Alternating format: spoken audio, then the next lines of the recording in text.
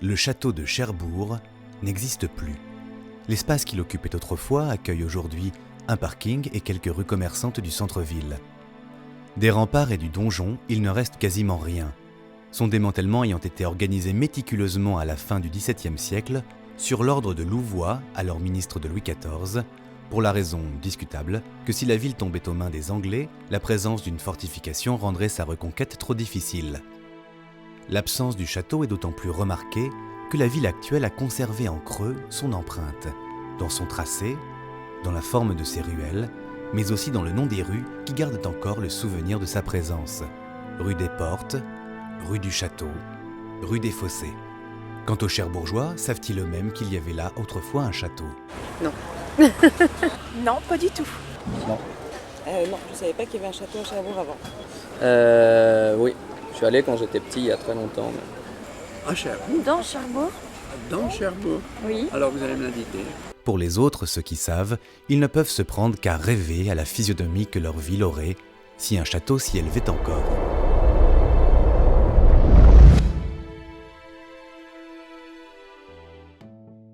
C'est dans ce contexte que la société de création multimédia Biplan élabore en 2009 le projet de réinsérer dans le tissu urbain moderne le château fort de Cherbourg tel qu'il était à la fin du XVIIe siècle. C'est l'outil de la réalité augmentée qui est privilégié. Ce que l'on appelle réalité augmentée consiste à apporter en temps réel, en utilisant la caméra d'un appareil portable comme un téléphone ou une tablette tactile, des informations sur l'environnement immédiat d'un utilisateur. Dans notre cas, il s'agit d'offrir aux promeneurs la possibilité de visualiser une modélisation virtuelle du château fort en surimpression sur la ville moderne. Pour en arriver là, la première étape consiste à élaborer un mémoire technique à partir duquel les infographistes vont pouvoir restituer un modèle scientifiquement valide du château fort. Ce travail de recherche historique inédit est confié au service d'archéologie préventive de l'université Picardie-Jules Verne.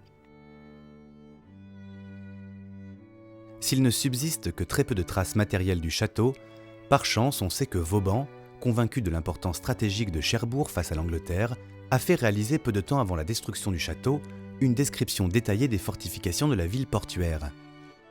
Mais si le plan de Vauban fournit des détails très précis sur l'emplacement des fortifications, un grand nombre d'éléments restent dans l'ombre, en particulier concernant les élévations, mais aussi la forme de nombreux éléments architecturaux. Une recherche documentaire historique et archéologique de plusieurs mois a donc été nécessaire pour compléter le plan de Vauban, et elle permet aujourd'hui au final de fournir une proposition crédible du château tel qu'il était en 1685.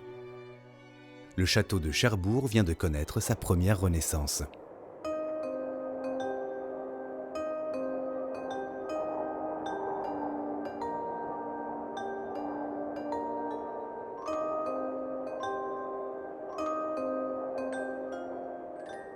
Pour intégrer la modélisation sur les solutions mobiles, Biplan a développé un partenariat technologique avec une entreprise canadienne de la région du Manitoba, Project Whitecard. L'application de réalité augmentée qui en est issue utilise certaines fonctionnalités des smartphones et tablettes tactiles, comme la boussole ou l'accéléromètre, pour intégrer en surimpression sur la ville actuelle la modélisation virtuelle. L'utilisateur sélectionne sur une carte son emplacement, puis peut se laisser aller à une expérience véritablement immersive d'un voyage dans le temps. Les possibilités offertes par un tel procédé sont évidemment nombreuses pour le tourisme, mais aussi pour les habitants de Cherbourg qui peuvent se réapproprier de cette manière une partie de leur patrimoine.